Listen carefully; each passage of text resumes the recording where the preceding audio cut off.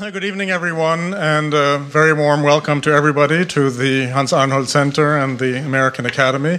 My name is Michael Steinberg. I'm the president of the American Academy, and I'm really genuinely delighted to see you all here tonight and to see you especially at the last Fellows Lecture of this wonderful semester of fall 2016. This is Ioana's evening, and I want especially to congratulate her, and we have a lot to look forward to this evening, but I also want to acknowledge the class of fall of 2016, the wonderful community that has been built here, thanks to them especially, and thanks also to all of the colleagues and staff here who make this enterprise possible.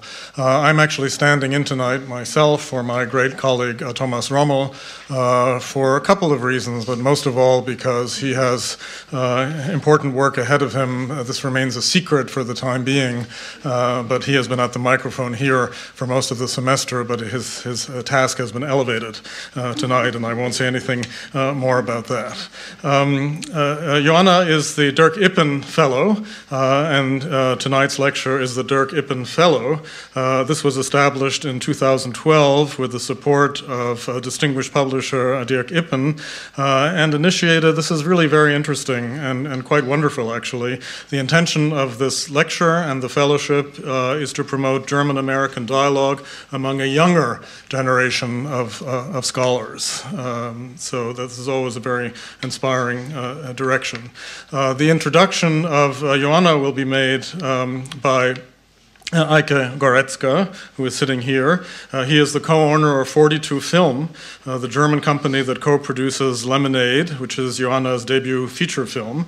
This is the first project they are collaborating on, and shooting will start soon in Canada. The company, 42 Film, is a young company with a track record of successful fundraising and financing and making quality projects that are selected for prestigious festivals. One of the recent productions, Die Maiinsel, was quite successful on the festival circuit and shortlisted for the foreign language Oscar. And speaking of Oscar, we have Volker Schlöndorff with us tonight. Well, here you are, right here. It's always great to see you. Some of you may know, I was a fellow myself in 2003, so I'm no longer part of the younger generation of scholars, but I remember Volker as being very active at that point, and it's always great to see him back here. So after whatever we have in store for us, this is again quite unpredictable, we'll have a period of conversation, questions and answer, and then drinks in the other room. So Eike, the floor is yours.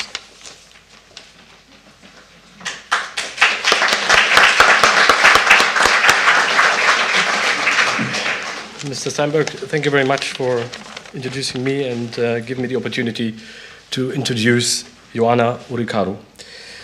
Dear, I have to read it, okay. Dear ladies and gentlemen, I'm Eike Goretzka, producer of the Halle-based film company, 42 Film. It's an honor and a great pleasure for me to introduce Romanian-American scriptwriter and director Ioana Uricaru, fellow of the American Academy here in Berlin. Ioana lives in Middlebury and is assistant professor of film and media culture at Middlebury College in the apparently beautiful state of Vermont. I met Ioana for the first time in Sarajevo almost 2.5 years ago. Sarajevo hosts the most important film festival in the Balkans, and as with all major festivals, it has a market for upcoming and promising films. For those who are not familiar with European film co-productions, a lot of European collaborations start at such market, industry events in bigger or smaller rooms, packed with tables, friendly volunteers, and streams of bitter filter coffee. In the days preceding the festival, you study the project booklet and request meetings with people concerned to discuss projects that seem interesting. However, what sounds like fun isn't necessarily what it sounds like. The meetings are scheduled for 20 up to 30 minutes each, and that can be tough in a very long time. It's virtually a blind date for film professionals. You don't know the one you will meet. Sometimes you wish you better not have requested the meeting because you don't get along with each other, the so-called chemistry. is not right, but you try to show interest at least. Mostly it's just friendly professional talk. On rare occasions, you wish you could talk for hours. This was the case with Ioana in Sarajevo. And we actually did so. We continued to talk we continued to talk about her film project and shifted from the meeting room to the terrace of the hotel and into the bright sunshine. It was her passion for her story, her intelligent approach to her characters, mixed with a special humor that seemed to say, with all the seriousness of the project, look, it's a film, let's have fun. That was striking and refreshing. And I was convinced that her cinematic vision can become mine too. That day has been the starting point for our collaboration on Lemonade.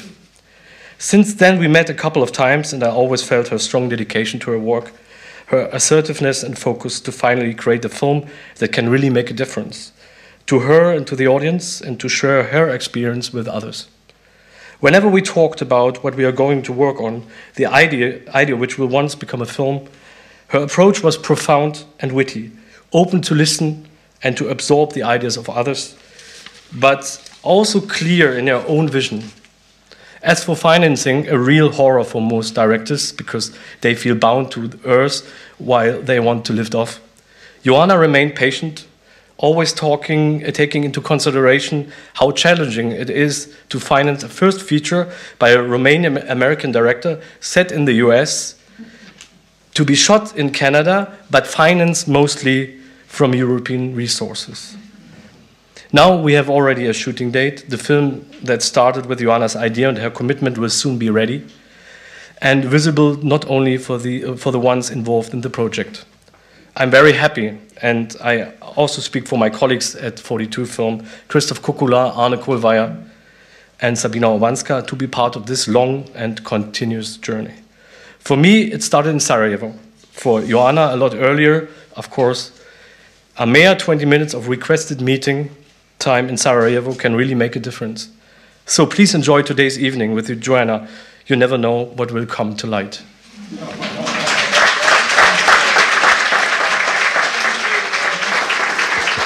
Thank you, thank you. Thank you for this introduction, Eike. I'm going to try to live up to it. Good evening. Thank you very much for being here tonight. I'm going to say something that many filmmakers dream about saying during their lifetime, and some actually have. I want to thank the Academy.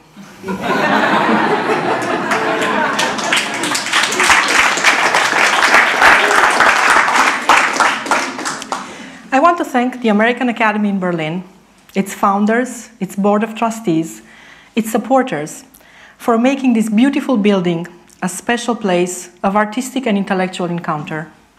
Hans Arnold would have been proud, I think. I'm especially grateful to the Dirk Ippen Foundation, who has endowed my fellowship at the Academy for this semester. It is a privilege to work under its auspices. I'm very happy that our president, Michael Steinberg, is here with us tonight. And I consider myself extremely fortunate to have shared this time with my fellow fellows. I learned so much from you, and I made friends. Thank you. The Academy's fabulous contingent of specialists deserves a separate talk. But tonight, I will only express my deep gratitude to all of you and mention just a few names. Thomas Rommel, our Director of Programs, Marie-Christine Mitzlaff, my guardian angel, Carol Scherer, our fairy godmother, Joachim Feske, the technology whisperer, Yolanda Korb, the magician of all libraries, R.J. McGill and Helga Beck, the architects of the Academy's image in the world. When I visited Schloss Sanssouci, I learned about how Friedrich the Great made it a gathering place for artists, writers, and philosophers. In that tradition, the superb and professional hospitality staff of the Academy made us feel like guests of a king. Thank you all, especially René Alborn, Thomas Heller, and Stefan Cioske. I'd like to make a special mention for today's significance. December 1st is the National Holiday of Romania, my country of origin. We celebrate the creation of modern Romania thanks to its relentless King Ferdinand, who was a German. In an interesting turn of events, today's president of Romania is also a German. So it seems somewhat appropriate that today, for the first time, a Romanian American speaks at the Academy. It is a bittersweet occasion tonight, the last fellow lecture of the semester, but I'm happy that I have this opportunity, and I will use it to talk about my process as a filmmaker with some examples. I organize my thoughts around some questions. I will not be offering any answers. I don't have any answers. I will just explore the questions. And I will be happy for us to do some more exploration together beyond the 45 minutes of the presentation and beyond the walls of this room. So about process. The first question, how do you blow the magic blow? When I was a student in graduate film school at the University of Southern California in Los Angeles, I had given up on the chance of making a thesis film. It was not mandatory for graduating, and I simply couldn't afford it. I was paying for my studies by teaching in the biology department, and I couldn't save or borrow the tens of thousands of dollars for a short film budget. I did have a script, which could be shot in 4 days using school equipment, but I kept it buried in a laptop folder. Then I showed it to a classmate, and she loved it so much she offered to be a producer. I didn't even have a project, but I had a producer. I have a good track record with producers. She pushed me to pitch it to Kodak, who at the time was still at the top of the game, and they gave me 10,000 feet of black and white 35mm film that was sitting on a shelf because nobody was shooting that format anymore. 35mm is expensive to work with because it makes everything bigger and costlier. The camera, the crew, the lighting package, the laboratory, the optical sound, the printing. So it was a very nice and somewhat useless gift. There was no way I was going to shoot on 35mm. Then I heard about this new grant. A lab in town, Photochem, was offering to do all the processing and printing for free for a student project. I applied for it. And lo and behold, they picked my little black and white story about 2 people in a room in Romania in the 60s who don't even talk to each other. So now it seemed that I really had to make this film. We asked people I barely knew to help. And this other graduate student, her name is Brooke, turned out to be a fabulous production designer. She went to the scrapyard and on eBay and through dumpsters to find what we needed, because the whole set had to be built on a soundstage. There's no location in Los Angeles that looks like a poetic, stylized, and also accurate version of 60s Romania. To add some pressure, we could only have the soundstage for those 4 shooting days. And the set had to be dismantled right away, before we would have the dailies back from the lab, before we would know if everything turned out okay. So no reshoots were possible. At 10 p.m. the day before the shoot, the set was a disaster. Piles of scrap wood, buckets of paint, and Brooke having a minor breakdown because some people who had promised to come and help hadn't shown up. I went home resigned to the idea that this film was not supposed to be made in the first place. So now it's 6 a.m. on the first day of shooting. My best friend picks me up to take me to set because I didn't have a car. We get there, and I find the most beautiful set. I only have one photo, actually, that I can show you because we couldn't have a set photographer because everybody was doing 3 other jobs. So it's a very bad photo. But I can tell you that she did a fabulous job, and it was a beautiful, beautiful, beautiful set. This is our actress, Elena Kopalishvili. It was exactly what I wanted, which almost gave me a panic attack. My friend sees that and he asks, "What's wrong? Isn't this what you wanted?" And I said, yes, we all did everything right. We found the money and the grant and the 10,000 feet of film and the vintage floorboards that squeak exactly like in Romania. But now I'm afraid that I won't be able to blow the magic blow onto it. And there's so much at stake now. You might have guessed already that before becoming a filmmaker, I was a scientist. I studied molecular biology with an emphasis in genetics. Of all the hard sciences, biology is, in my view, perhaps the softest one, because it applies algorithmic protocols and produces beautifully precise models to describe something elusive and esoteric. How does life arise from matter? This is an extraordinary visualization of all the chemical processes occurring at cellular level, the ways they are linked and how they fuel each other. It's a very popular chart produced by Roche that people who work in molecular biology usually have on their wall. Now they have it on their computer, of course, and I think now there's also interactive versions that you can explore in real time. Going even deeper, here's a picture of DNA sequences obtained through chromatography and a more stylized version of it. They look very neat and very similar actually to a diagram of computer binary language. Because, of course, that's what DNA is. It's a code made of 4 letters that can write the living organism the way language writes a book. There are days when I wish that filmmaking was like that. They could follow steps and use codes to create. And of course, there are some steps and some codes that can be mapped. Here's a chart of the production process. It's actually down here, thank you, Joachim, for pointing us to me. It says, shooting a film isn't that simple. It looks a lot less intimidating than the metabolic pathways chart, but I think that's because all those spaces in between are much bigger, much wider. There's a lot less we can map about the filmmaking process than about the metabolic process. There's also a method. I'm sure most of you are familiar with 1001 Nights. I think this is an illustration of a Russian edition. And you know how the Sultan would marry a young woman every evening only to behead her the next morning? Until Sherazade offered to be his bride and started telling him a story that she didn't finish that first night. The Sultan wanted so much to hear the ending that he spared her life so she could continue the story. And this happened again and again for 1001 nights, until the Sultan abandoned his murderous ways. Sherazade somehow managed to turn language into something magical, into a desire that ultimately changed reality and destiny. I always wondered about Sherazade. Clearly, she was a pioneer of this method. She didn't know whether it was going to work or not. Now we know, and we perfected the method, which is used today all over the world, from Young and Restless to House of Cards, to any film that keeps you in your seat. But she didn't know. Her life and the lives of countless others were on the line. And I do wonder, was she afraid? She must have been. Maybe you can't blow the magic blow when you're completely safe. You have to be a little bit afraid. A year later, after that terrifying first day on set, my short film, finished, The Sun and the Moon, was shown on campus. The day after the screening, one of my students, Lily, came up to me and said, "My parents visited. They left yesterday. We stopped at your screening on the way to the airport. Honestly, I told them afterwards that I didn't understand your film very well." "That's okay," I said. "It's a very niche story." "Oh," said Lily, "but my parents loved it so much. They scolded me for not understanding. They said your film was exactly the story of their life." Thing is, Lily's Chinese. Her parents are from Beijing. But somehow we share the same niche. Second question. Where do you put the camera?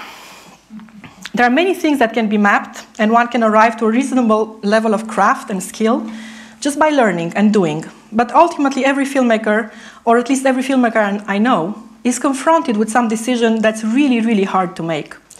I still find that the most difficult decision is where to put the camera. Even when the options are few, which makes it easier, contemplating the very different results can be intimidating. Just to be clear, when I say where to put the camera, I mean a bit more than just the camera position. I also mean, for example, how much to see in the frame. By the time a film is shown to an audience, all the decisions have been made. When we see the finished film in a theater, it seems inevitable. It seems that it couldn't have been any other way, if it's a good movie at least. But actually, the film can very well take any of these paths, and they could both work. How does one find a system for making decisions under these circumstances? Is there a system? Let's lighten up a little bit. There's a man stabbed in the back, but the test results say it's a metaphor. One useful strategy is the system of metaphor. The linguist George Lakoff, which some of you might know because he's your colleague, has written a lot about metaphor as a way of understanding, a way of making sense of abstract concepts by mapping them onto physical realities that we understand in an embodied way, intuitively, viscerally. Just to give you a quick example, the most banal example ever, the metaphor of time flies. Time is the abstract concept, where flying is the concrete reality that we can understand intuitively, even if we don't ourselves fly. So our understanding of flight offers a way of making sense of time. I once had a conversation with Jeff Nichols, a wonderful American independent director who made a film called Take Shelter. Maybe some of you have seen it. The film is a thriller and a horror and a male melodrama. The man played by Michael Shannon that you see here has these visions of catastrophe, of a tornado that destroys his home and kills his family. And he's agonizing because he doesn't know if these are hallucinations or if they're premonitions. If it's his mind breaking down or if they're warning signs. that he should listen to. It's really a very good movie. Has a very powerful personality. It feels as if Jeff always knew exactly what choice to make. So I asked him, how did you know where to put the camera for every scene? As soon as I asked that question, I felt really silly. But Jeff actually had an answer. He said, you know how there's this thing tormenting him and he doesn't know if it's trying to destroy him or save him? I designed every scene as if it was from the perspective of the entity who's tormenting him. This resonates with something Walter Murch said. For those of you who don't know, Walter Murch is an extraordinary editor and sound designer. He edited a film called Cold Mountain that you might also have seen. Cold Mountain is a story about a soldier named Inman who's coming back from the Civil War. And we follow both him in his odyssey going home and his wife who has to fight for her life while waiting at home, not knowing if he's going to return or not. Walter Murch described his strategy like this. I edited the whole film as if Inman was actually dead. In both these cases, the filmmakers found a concrete, physical, embodied way of accessing something that cannot be fully described with words. Working in a system of metaphor allowed them to structure their decisions, and it proved instrumental in blowing the magic blow. Third question, which story do you tell? This question is not only about what's the subject of your story, but also what do you pay attention to? I think that attention is one of the most valuable currencies. Attending to a person or to an object or to an idea, being interested and committed and open to them makes them important. And lack of attention can be very destructive. It can be deadly. So choosing what to attend to is, in my opinion, an ethical decision as well as an aesthetic one. This past May, I saw a superb exhibition in Madrid at the Thyssen-Bornemisza Museum. It was showcasing a group of painters known as the Madrid Realists. Here is a work by their most prominent representative, Antonio Lopez. As you can see, it's very realist. It's extremely realist, I would say. Most of the works in the exhibit were in the same vein. Representations of bedrooms, kitchens, cupboards, balconies, inner courtyards, cutlery, cleaning supplies. And yet they all had emotion, atmosphere, depth, and mystery. The key, I think, is to be found in the circumstances. And you can see from the date up there, 1967, that the Madrid realists worked during the Franco regime. I lived in a totalitarian regime myself, so I understood very well this reflex of retreating into the private when the public sphere is controlled and forbidding. But I think there's something else at play.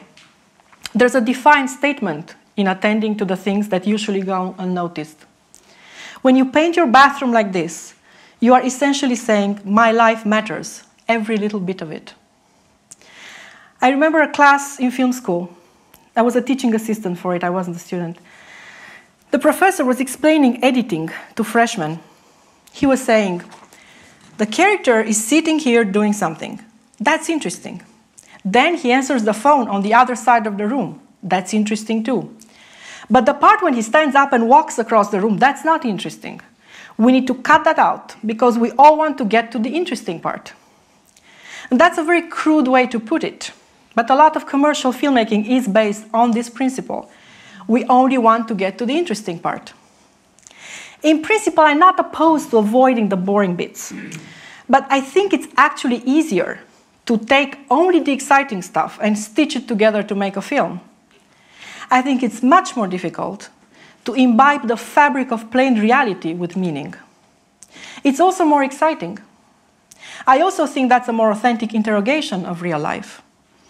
And ethically speaking, it is necessary to examine, to attend to, those very small things that end up building the major ones, including major historical events. Of the two scenes that I have shown you, I am more interested in exploring the one-shot version and to see all the boring bits in between, to see how far I can get with it, in imbibing it with something, than in polishing the other version. The other version was a lot more polished, as you probably noticed. There are several filmmakers working in Romania today who are interested in this approach. I'm very fortunate to have worked with some and have learned much from them. this is, you know, if you just look at this and at this, you will see how there's a similar preoccupation with an approach to reality and an approach to detail and an approach to these things that usually go unnoticed. So this is 4 months, 3 weeks, and 2 days by Cristian Mungiu. This is The Death of Mr. Lazarescu by Cristi Puiu. Police Adjective by Corneliu Porumboiu. And this is from a film that I directed, Tales from the Golden Age. This brings me to the project I have been working on in Berlin. I've been writing a screenplay inspired by Operation Paperclip. It's a little exaggerated to say I've been writing a screenplay because I'm just in the very beginning stages of it. So Operation Paperclip. I'm sure many of you are familiar with Operation Paperclip. But just to summarize, at the end of World War II, the American military was very eager to get its hands on German technology and scientific research, as well as on the scientists and engineers who produced it, particularly in the fields of aeronautics and rocket building. President Truman had expressly ordered that no member of the Nazi Party or ardent supporter should benefit from being relocated to the US. That presented a problem, because most scientists and engineers who raised in the ranks to do important research were entangled with the Nazi regime one way or the other. So intelligence branches, such as the OSS, the Office of Strategic Services, and later the CIA, as well as military intelligence, had to find a way to bring German scientists to the US without risking to raise too many red flags with the State Department, who was in charge of immigration, of giving visas. Hence the name of Operation Paperclip, a reference to the paper clips used to affix a new set of scrubbed documents on top of the old ones. The most famous of these program's beneficiaries was, of course, Wernher von Braun, who built the V-2 rockets that bombed London. And then he went on to become a celebrated American hero, the father of the space program, the director of NASA's Space Flight Center. He also became a celebrity largely due to Walt Disney, who admired him very much and popularized him on television. A lesser-known fact is that more people died in the concentration camp Mittelbau-Dora doing slave labor to build the V-2 rockets than were killed by the rockets themselves when they bombed London. So one evening I was driving on an LA freeway, a Los Angeles freeway, and listening to a popular science radio show. The guest was a writer who had just published a new biography of Wernher von Braun. These are some of the beneficiaries of Operation Paperclip. So the guest on the radio show had just published a new biography of Wernher von Braun. This was several years back. From the discussion between the host and the author, it was emerging that the book was taking a new look at von Braun's life and supporting the idea that he was completely unaware of the working conditions in the camp. Von Braun himself had denied that he ever set foot in the concentration camp. He said he only visited the plant at Mittelwerk. In the midst of this conversation, as they take calls from the listeners, a woman calls in. She introduces herself as the daughter of a Mittelbau-Dora survivor. She tells them that her father had personally seen von Braun walking through the camp, so it's impossible to deny that he had been there. The reaction of the two men, the author and the host, was a little bit disturbing. The author basically told her that her father must have been obviously very emotional, in a fragile state, so he perhaps did not remember things accurately. It's also been a long time. The radio host hastened to take his guest's side, and the conversation ended there. To be fair, it's not like he took his side, it's more like he ended the conversation so he doesn't embarrass the guy too much. This episode was for me a great example of the kind of small things that happen in reality and are seldom represented in films. An author who wants to be interesting and promote his book, a radio show host who doesn't want to offend his guest, a witness who has probably resigned himself to not being believed, and an inconvenient victim. If there's anything that makes me really angry, is the erasure of inconvenient victims. I had a twofold reaction. One of them was to wonder what other small things happened on the way to make this cover-up possible. Did Truman have an aide who maybe had a friend involved in Operation Paperclip and therefore never put certain reports on the president's desk? Because the president really didn't want the Nazis to be part of America's space program. Well, later space program. Did a low-rank OSS officer go pick up one of the scientists and had the opportunity to either get him over to the headquarters or pretend he didn't find him home? Was somebody too busy planning his birthday party to look really closely at an incriminating file? A lot of little things must have happened, as they always do, to slowly build this nice cover-up narrative that is still holding up today. And my other reaction was, I need to write a script about this. So here I am tonight, having spent 4 very productive months in Berlin, looking for useful metaphors and ways of blowing the magic blow. And I'd like to continue and end by sharing with you the opening scenes of this screenplay with the help of my wonderful friends and colleagues who agreed to read for us. So please welcome Naomi Plisko-Scherer, fellow Charles Haberl, fellow Alex Novikov, and our director of program, Thomas Rommel, who will read for us.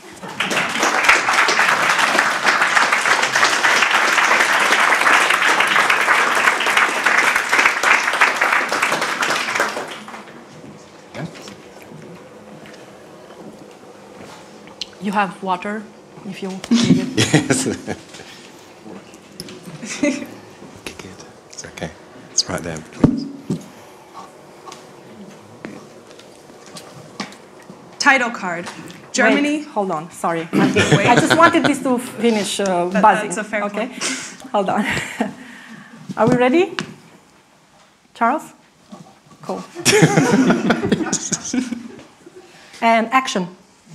Title card. Germany, summer of 1945. Exterior road through Germany, afternoon. The road is deserted and it bears traces of bombing. It cuts through fields, closely following a bubbling river. It's bordered by a few scattered trees, their trunks painted white up to a meter off the ground.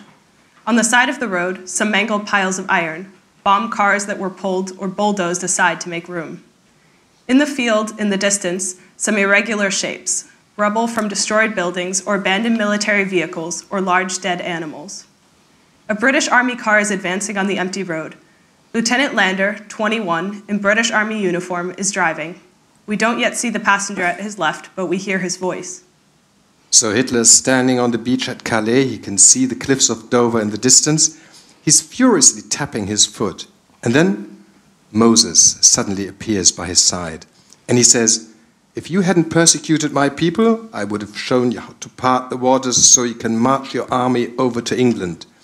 In hearing this, Hitler orders the SS to capture Moses and torture him until he finally agrees to tell them the secret of parting waters. We finally see Major Tom Rutherford, 45, American OSS intelligence officer, smoking and examining a military map spread across the dashboard while telling the anecdote. Are you sure we're going the right way? Feels like we've already driven those 5 miles.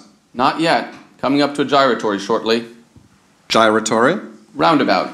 Then right towards Lindenfeld. So they bring Moses back to Hitler and he says, "I can part the waters for you, but I need my staff." And Hitler says, "Where is your staff?" A few moments of silence, and finally Lander gives in. What does Moses say? It's in the British Museum. Lander smiles politely. Speaking of parting waters, how's it going with the new little secretary? She's Major Gladwell's girlfriend now. No, that surprises me. Yup, he has serious intentions too. How serious? He told me he wants to take her with him to visit next time he's on leave. He doesn't confide in me. I don't think he likes me very much. I'm sure that's not true. In fact, we were talking just the other day. He was speaking most admiringly of you. Really? About your rowing, your medals. I had no idea he knew about that. Been meaning to tell you, we checked out that club. It's not bad at all. Which one? The one on Friedrichsee. Just an hour away. Good facilities, and they keep their boats in excellent shape. If you're interested, that is. Would be very nice. Of course, the personnel is all German. But you don't have to deal with them at all. I'll take care of that. The owner was an Olympic rower, Schultz. Sounds familiar. He's really milking it too, calling it Olympia Club. Hey, this stays between us, but the Germans did a hell of a job with it. That thing with the torch, that was the Germans too? What they did is they lit the fire in Greece and carried it all the way to Berlin. On a train? No, they just passed it on from hand to hand, like a relay. Wow.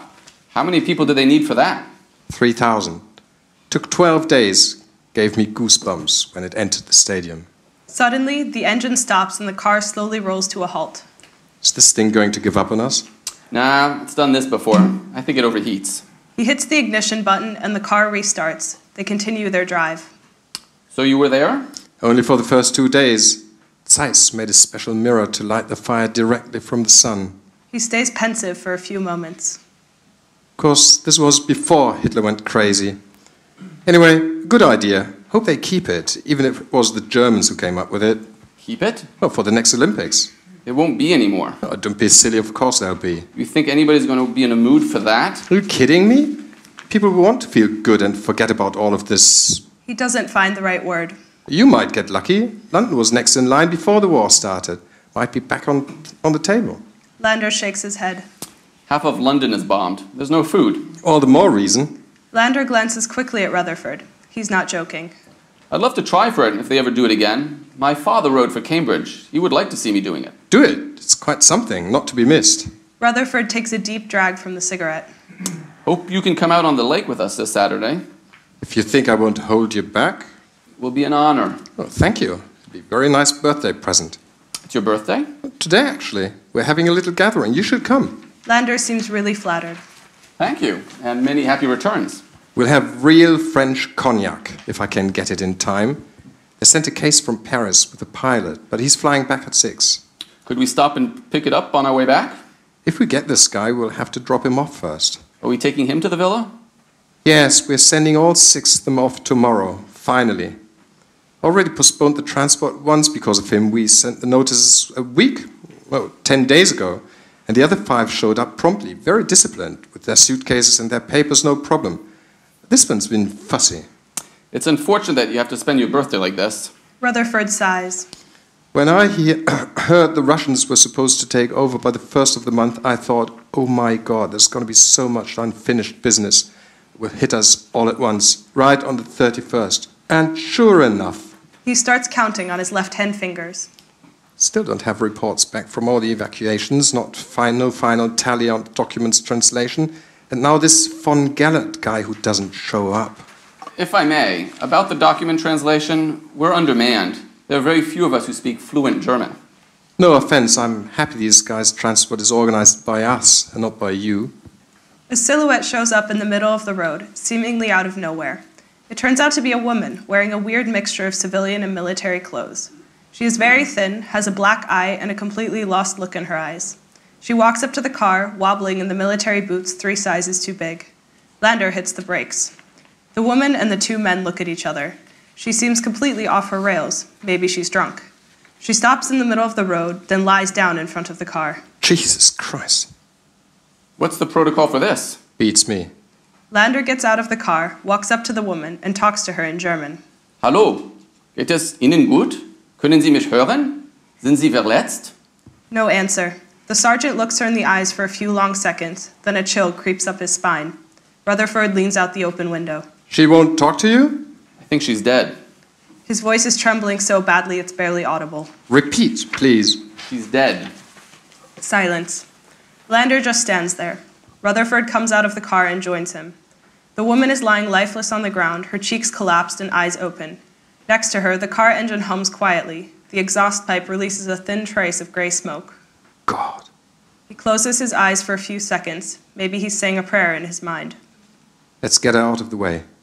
Visibly affected, Lander walks around the body, not sure how to proceed. Rutherford grabs her feet, helping Lander understand that he should grab her underarms. They lift her and take a few steps to the side. Her head is tilted in an unnatural position, and her jaw hangs open. They lie her down on the side of the road, next to a white and red milestone that says, Lindenfeld, 3 kilometers. Berlin, 286 kilometers. Probably from Lindenfeld. Or maybe a displaced person. Rutherford ponders for a second. Could be, although her hair's rather long. You're first? Lander nods. Rutherford taps him on the shoulder. Gets easier. He glances at his watch again, but still takes the time to be there with Lander. What do we do? What do we do? I don't know. There's not much to be done at this point. No, I mean, it's a dead woman on the road. Should we go to the police? This place is pretty darn far from calling the police when we see a dead body. Or tell somebody? We'd have to go through Lindenfeld for that. It'd set us back an hour. So what, we're going to leave her body like this? Look, it's a pretty rotten situation, but we have a job to do. No? Yes. We can't... I mean, we need the back seat. For von Gellert, we need room for him. Yes. Look, if we don't find him, if he fled or the Russians got there first or something, we'll have time to, I don't know, go to Lindenfeld and tell them to pick her up. Rutherford looks at the dead woman. No, I'm getting all mushy. We can't do this right now. We really can't. Let's cover up. Rutherford lifts her torso while Lander starts taking off her coat. It's a struggle. A truck is approaching on the road perpendicular to the main one. Rutherford looks up. Fucking hell, it's way too early for this. He helps Lander pull her arm out of his sleeve. Russians. Yep. The truck with the Soviet insignia turns at the intersection and comes towards them. The driver and his passenger look straight at Lander and Rutherford. No nod, no salute. The truck slows down to a halt. The Soviet soldiers in the back stare at Rutherford and Lander, and the woman lying on the side of the road. The front seat passenger, a Soviet low-ranking officer, walks up to Rutherford and Lander. He flashes a salute. Что ты здесь делаешь? Что такое американский делать здесь? Это должно было быть в бетонской зоне. Neither Rutherford nor Lander understand Russian. Rutherford replies in English. Why are you here so early? This was not in the agreement. You shouldn't move in until 5 a.m. They don't understand each other. Rutherford points to his wristwatch, "You're early," and then to his insignia, "I'm your superior." Wir haben hier das Kommando. Bis morgen. The Russian takes out a piece of paper from his pocket and waves it in Lander's face. Raus, есть. He looks at the dead woman's legs, naked below the knee. Кто это сделал? He gesticulates, pointing to the dead woman. Rutherford stares at him, then replies calmly in English. I don't understand what the hell you want. The Russian angrily waves the paper at him again. He takes out a notebook and writes down the British car's serial number. Then he whistles, sharply, and the soldiers start getting out of the truck. I think we need to leave. What the hell are they doing here so early? They get in the car. Two Soviet soldiers carrying a heavy crate across the road. They drop it by the milestone. One of them looks at the dead woman and yells something in Russian. His superior yells something back. Two other soldiers bring another crate. Let's go. Lander turns the car around, only to find that another soldier is blocking the way. Get out of the way. He honks, but the Soviet soldier doesn't budge. He just looks at him, almost curious. Somebody bangs hard on the side of the car. It's the sergeant, yelling at them in Russian. Боже мой, вы не оставите это с нами. He's pointing to the dead woman. What's he saying? He wants us to take her. No, not our problem anymore. He makes a no sign to the sergeant, who waves back in disgust. The soldier finally steps aside, clearing the road. They drive away. The Soviet truck and soldiers get smaller and smaller in the rearview mirror. Rutherford lights another cigarette, offers one to Lander, who shakes his head. Rutherford smokes in silence for a few moments. Wasn't there another road? There was, but they told me it was bombed. Who's they? In topography. There's a bridge, the road goes over the bridge. They said we bombed the bridge. Oh, great. They keep driving. Lander keeps checking the rearview mirror. Only we'd left earlier. If we didn't stop, it was this close. We had to stop. I couldn't go around her. Sure. He holds back what he really wants to say. Now, because of this, we lost our target. The Russians will find him. I don't think they'll get to him so soon. It's rather out of the way. They need to block roads and such first. They won't get to combing through the countryside for another day or two. What if they already have the intelligence and know where to go? How can they know? Not even you have all the intelligence. Rutherford stays silent. That's what Major Gladwell told me. You have names off a list. You don't know if they're really useful. That's why you're rounding them up in the villa and then transporting them for interrogation. For interviewing. For interviewing. I mean, it could turn out this von Gellert fellow doesn't even matter. Yeah, that's a good way to think about it. Lander senses the sarcasm. I'm sorry about all this. Wish I could do something about it. Rutherford suddenly leans forward. Shh. Did you hear that? What? Did you feel the bump? Lander listens. Yes, he hears it too. He stops the car and gets out, examines the tire on his side. Rutherford comes out of his side of the car, throwing the cigarette butt on the ground. Tire's gone. He opens the back door and pulls out a toolbox from under the seat. Rutherford looks around at the post-apocalyptic landscape. He lights another cigarette and kicks the other 3 tires, checking to see if they're deflated at all. These seem to be in good shape. A miracle, considering. He kicks a few of the metallic debris littering the road, then gives up. They're everywhere. You have an extra spare? Just the one. Rutherford checks his watch as Lander is unscrewing the flat tire, then goes to the back of the car and opens the trunk. He picks up a nondescript tin can and examines it. I never know what's inside these things. Once found mutton in one. Disgusting. Been asking to retire that crap ever since Normandy. A dog wouldn't eat it. He throws the can back in the car and closes the trunk. Hell, she wouldn't even let me eat it either. He stares in the distance, maybe thinking of the home and the dog. A big, heavy truck is approaching. What's this? More Russians? No, this one's ours. Indeed, the truck bears the insignia of the American Army. Rutherford waves and the driver, a young sergeant, stops and jumps out of the cab. Sir, at your orders, Major, sir. At ease, Sergeant. What's this? Transport from factory evacuation, trying to stay ahead of the Russians. He hands Rutherford his paperwork. The major examines it, then looks at the crates in the back. They bear a stamp saying danger, no unauthorized personnel. What's in them? I'm not supposed to know, sir. I just deliver them based on serial numbers. Did the Russians stop you? They haven't blocked the road to Lindenfeld yet. We just drove through them and it wasn't blocked. He means the other one. There's another one. It's an old parallel road. Does it go to our target? No, it dead ends in Lindenfeld. All these roads, and they don't go where you need them. Rutherford looks at the papers again and raises his eyebrows. You're going to the airfield? Yes, sir. They'll make the reception there. And after you unload? I don't know, sir. I'll be receiving new transportation orders. Fine. You'll take me to this airfield. Sir, I have Category 2 orders, sir. That's okay. This is an OSS operation. I'm an OSS officer. Yes, sir. Help the lieutenant with the tire. Yes, sir. That's all right. You should get going before they catch up with us. Yeah, that's all we need. The Russians confiscating this transport too. Goodbye, Lieutenant. Goodbye, sir. See you tonight. Rutherford doesn't answer. The three of them exchange salutes, then Rutherford climbs in the truck's cab. They drive away. Lander finishes changing the tire. He's right next to another red and white milestone. This one says Lindenfeld, 6 kilometers, Berlin, 289 kilometers. And scene. Thank you very much.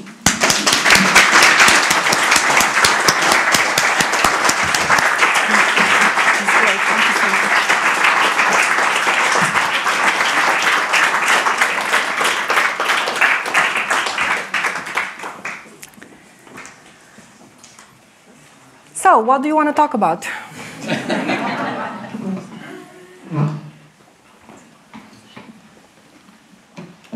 Can I start with the first question, and that is, for your film Paperclip, talk about the research you are doing. You said that you've been here for 4 months. Specifically, have you done research here? How do you go, what is your approach towards gaining the information to make the screenplay? Yes, I have been here for 4 months. I have done many kinds of research, let's put it that way. For me, as a writer, first of all, I write fiction. So for me, the history is really the backdrop. And all I'm trying to do is not be inaccurate. I don't think it's my mission to present the history. And in fact, I am more interested in the things that are not in the history books and in the little things that I can make up that do not contradict history, but give it other layers. So that said, I have been reading a lot of books. Where's Rebecca? Thank you, Rebecca. Rebecca Berling is one of our fellows who actually specializes in this period, and she's working on denazification right now. And she recommended several truly excellent books. She has written a couple of herself. So I have been doing a lot of reading. I've been also meeting with people who lived through that period. So part of my research is trying to understand how people really behaved and spoke and dressed, and what they ate, and how they related to each other in 1945. So I met several people who were various ages. They were children or teenagers or even young students at the time. Who could help me better understand the texture of the time. Because, this was a very sort of first draft, unpolished version, but I have to go deeper in trying to make people talk the way they would have talked then.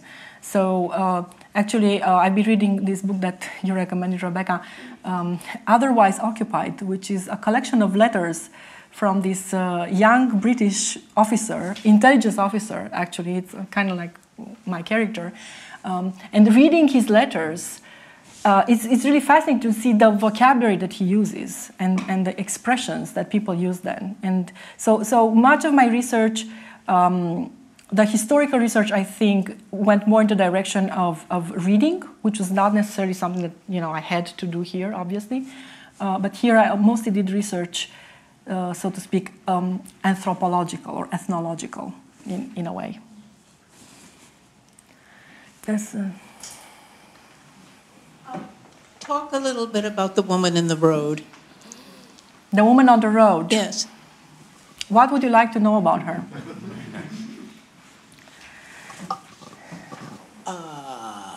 Well, I think that at this point in the script, this is the opening of the film. So I think that, this is probably the first encounter that our character, Lieutenant Lander, sorry, I demoted you.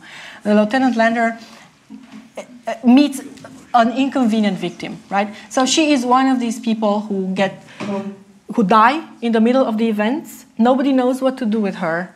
She's kind of in the way, literally, right? So then what you do is kind of try to push it aside, and you have some misgivings and you have some questions, but then when the Russians show up, it's like, great, you're going to take her off our hands, or so it's supposed to be this kind of a complex of situation or network of situations there that is a little bit of an encapsulation of that broader historical situation. Is she also a metaphor in the rest of the film?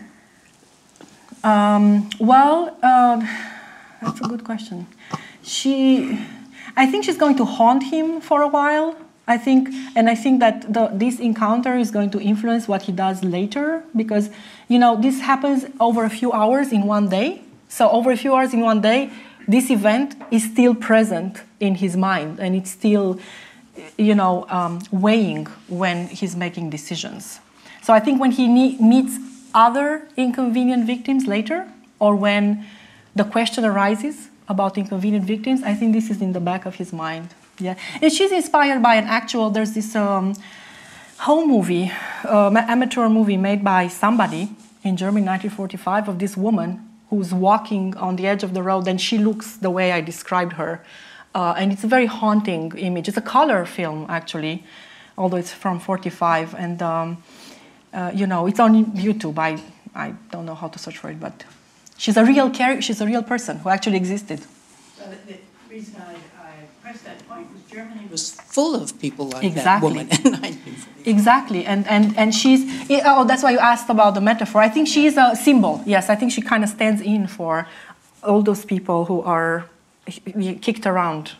And yes, if they don't serve the purpose that they need to serve, then, people try to just like shove them under a carpet or something.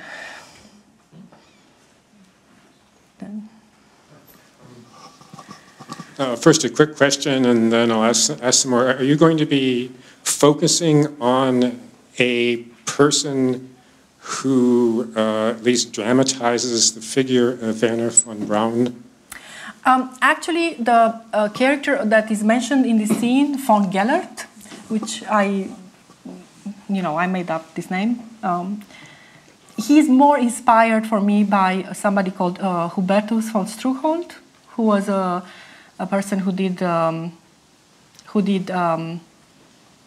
experiments on concentration camp prisoners, and that he was then imported to the U.S. and he became a great figure, and he is considered the father of space medicine, because his experiments in Germany, on extreme temperatures and extreme pressure, became useful. And for a very long time, he was not outed, so to speak. Actually, there's this big award called the von Struckhold Medal that is given out to people who make great contributions to space medicine. And then in the 80s, I believe, I think it was the 80s, when the university he was teaching at wanted to name a building after him or something, finally somebody said, oh, come on, you really want to name a building after this guy? And that's when things kind of surfaced. I'm kind of getting ahead of myself.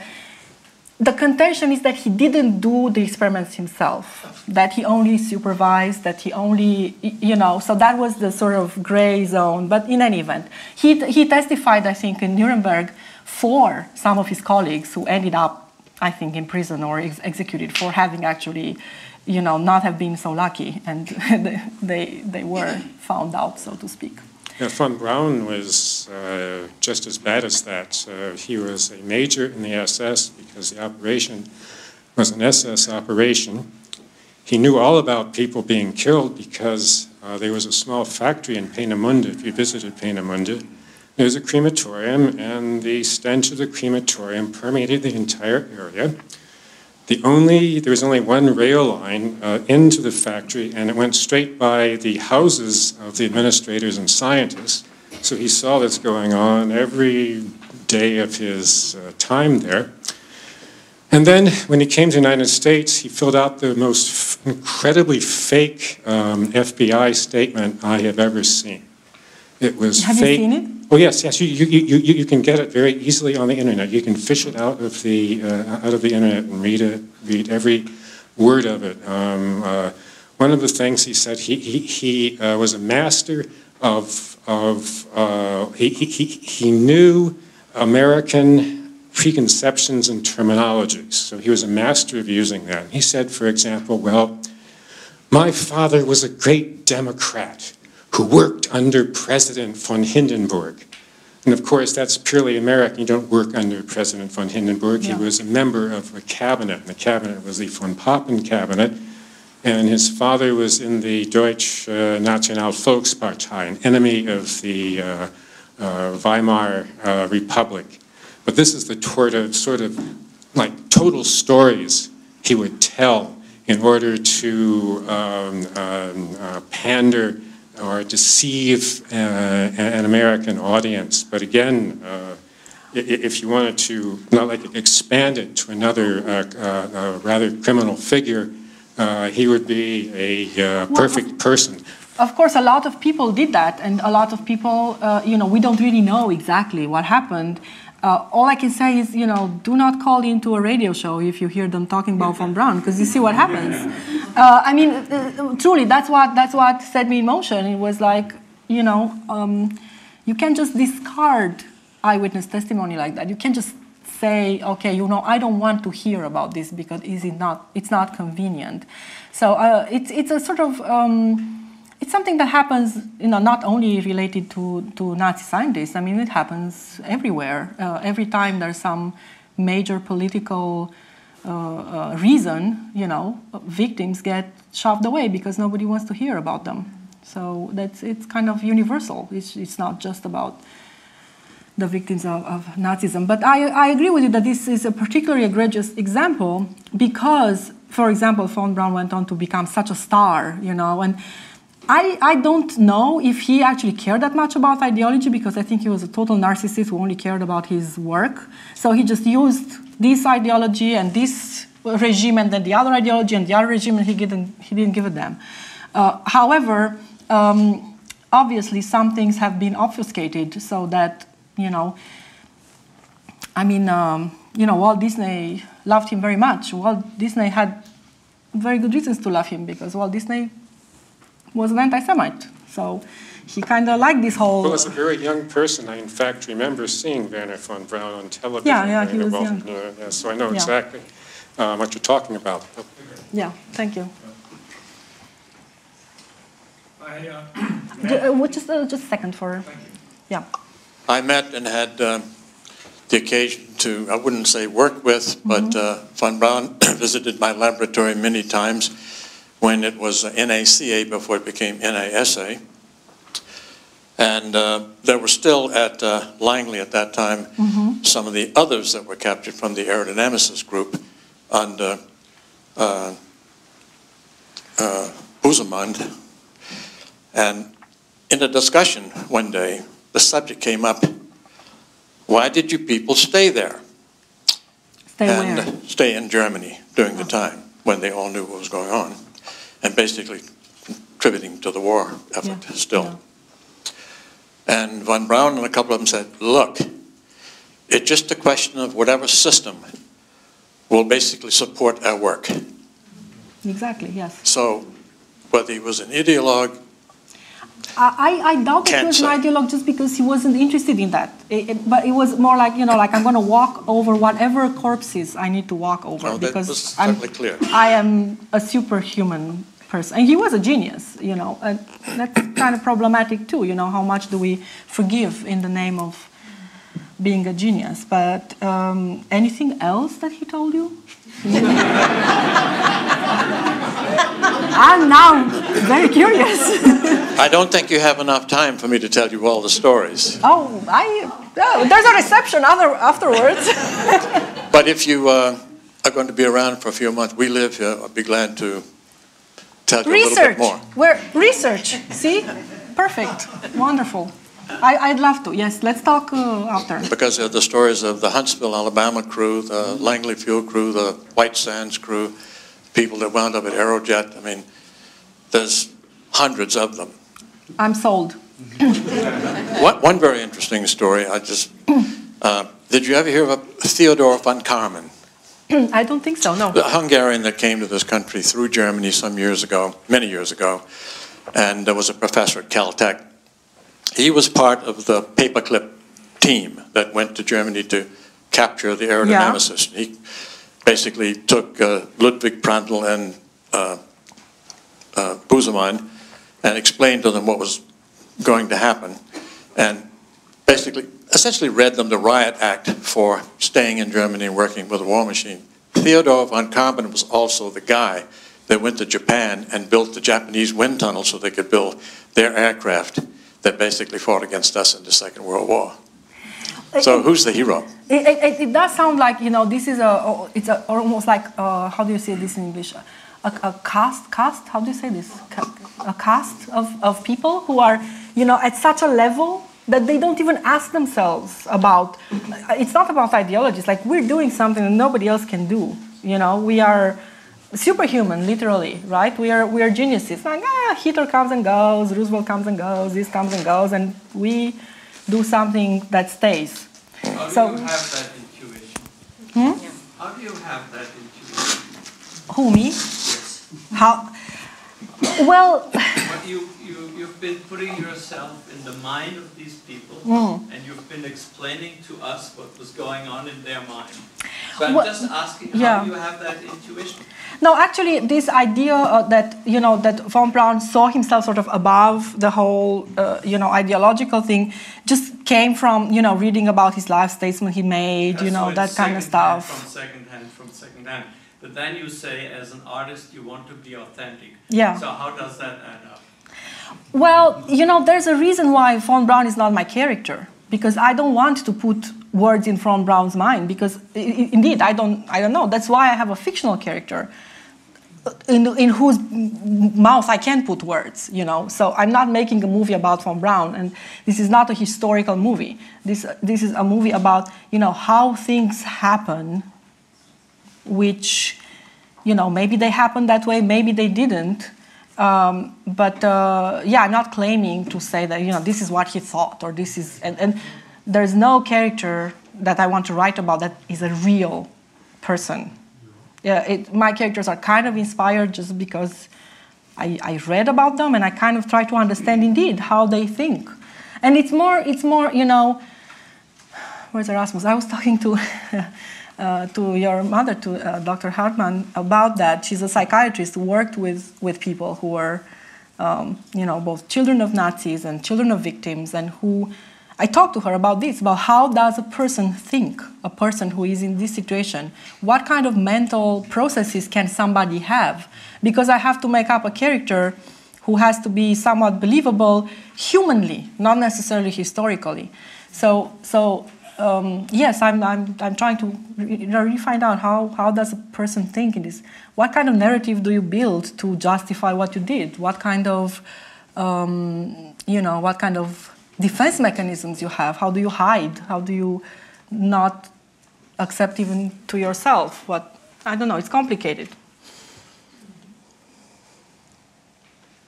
Perhaps one more question, then we'll break for more informal conversations. Or...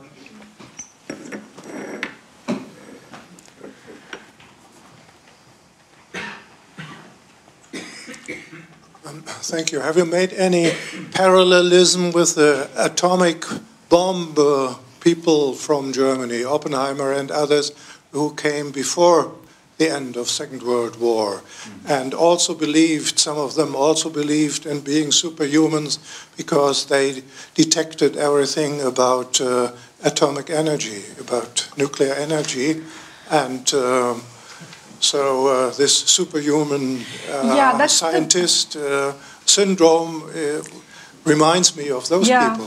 I think that's a fascinating topic in itself, but honestly, that's not what I'm writing about. So the short answer to your question is no, because that's not exactly what I'm interested in. I'm more interested in these officers, these intelligence officers who go there and meet this guy, and they're faced with him, and they have to make decisions that are determined by small things, like, no, I have a toothache, so I don't want to think about it right now, so let's just get it over with. It's that kind of human behavior that I'm more interested in. So yes, that's not my film. Thank you. Thank you. And thank you.